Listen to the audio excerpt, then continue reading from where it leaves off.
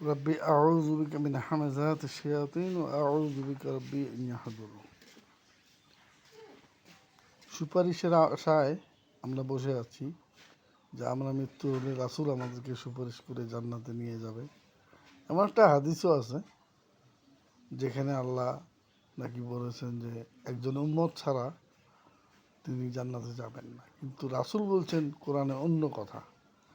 সূরা ফুরকানের 30 নম্বর আয়াতে আল্লাহ বলছেন, 25 নম্বর সূরা 30 নম্বর আয়াত, وقال الرسول يا قوم يا ربي إن قوم اتخذوا هذا القرآن محجورا।